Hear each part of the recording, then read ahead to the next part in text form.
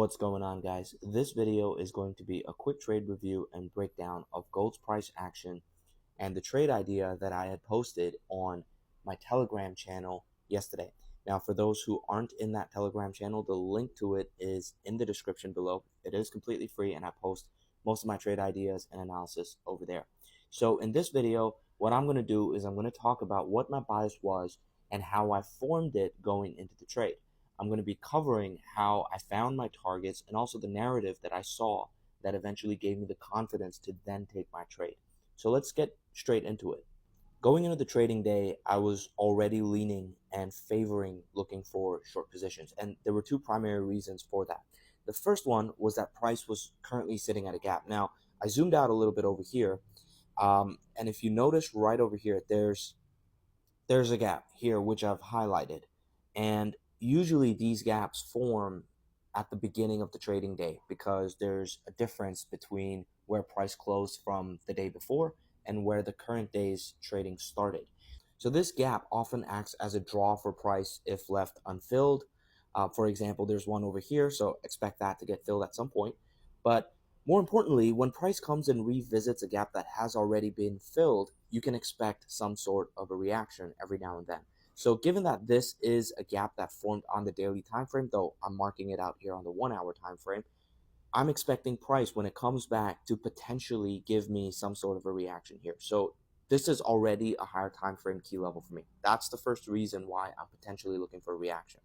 Now, the second reason is the previous day's level. Anybody who's been following me for a while knows that I love trading the previous day's level. The liquidity of the previous day high and the previous day low often sets the tone for finding or anticipating whether we're going to get a continuation or reversal. So let me show you what I mean.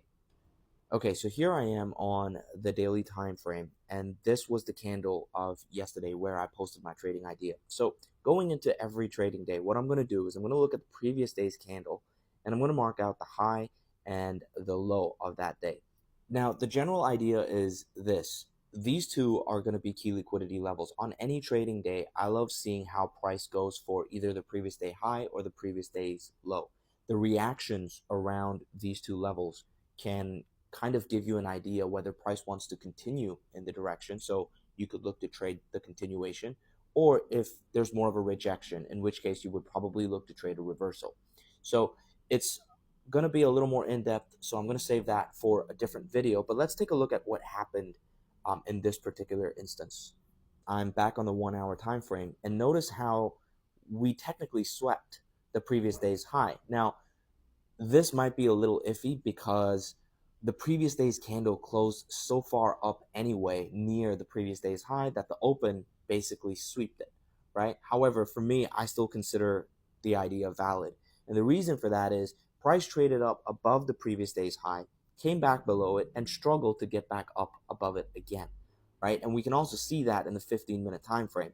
Here's the lower time frame. You see how price sweeps the highs, comes back, and then we're basically unable to get back up above previous day's high.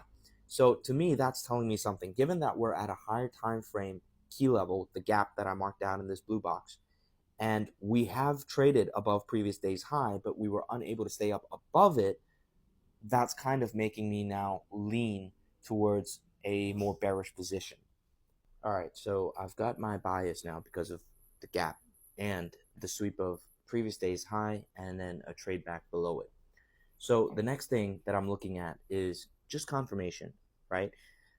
Asia is usually great for that, especially since it happened right after the sweep. So notice what's happening here. On the 5-minute time frame, after the sweep and the move lower, every rally is immediately rejected. You notice how price tries to push higher, rejection.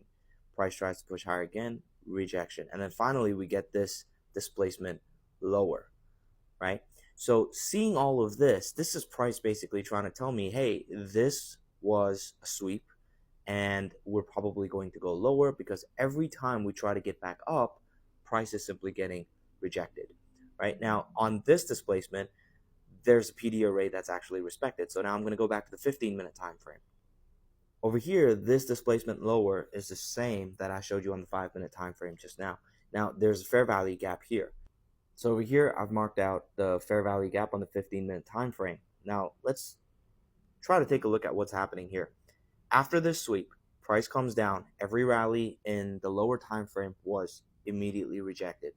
Now, when price displays lower, what we see is we've got bearish PD arrays being respected, right? On top of that, for those who like trading market structure, you technically broke your big swing low over here, right? So price displaces below this swing low, breaks structure locally at a key level on the higher time frame, and it's now respecting bearish PD arrays when it comes back to retest it over here.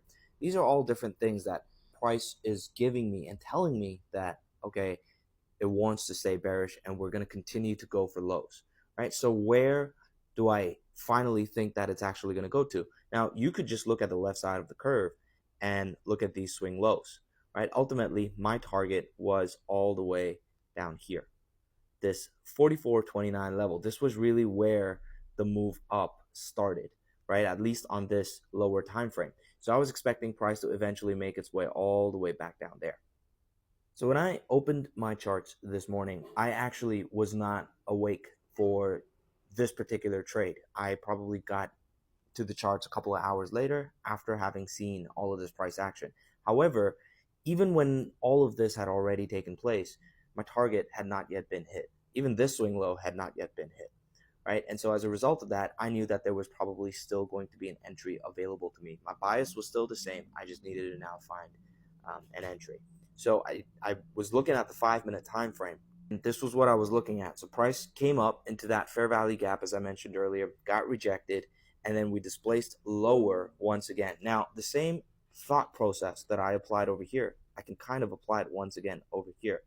Now, you see how price is forming a bearish structure here on the local time frame. So I'm expecting a lower high to form at some point, right? My entry in my trade was this move right here from about the 40.59, 40.60, 44.60 level down to the 44.49 level. That was the move. So about 100 pips, right? So the thought process is exactly the same. I'm already bearish because of the higher time frame key level, the sweep on the previous day's high, the local structure shifts bearish, and now we've got a continuation move lower. Now, whether one enters because of this fair value gap or simply trading market structure or another setup that they see is completely different. I'm not here to talk about my entry model or my setup in particular, but just what I saw in price that made me confident to look for a short position, right?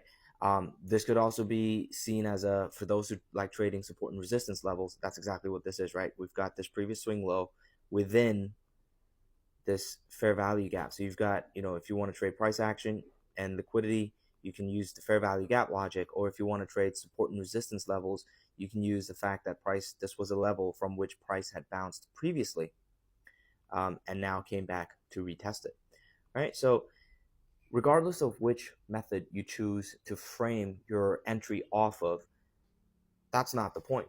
The point is more about how I formed my bias and chose to find and even look for a short position to begin with. So yeah, that was basically the trade for me. That was where the idea came from and why I posted it. Hopefully that was helpful. Now, if you found this video helpful, please definitely hit the like button, hit the subscribe button, and you can always feel free to join my free Telegram where I tend to post my analysis in real time. The link is gonna be in the description below. And yeah, I will see you guys on the next one.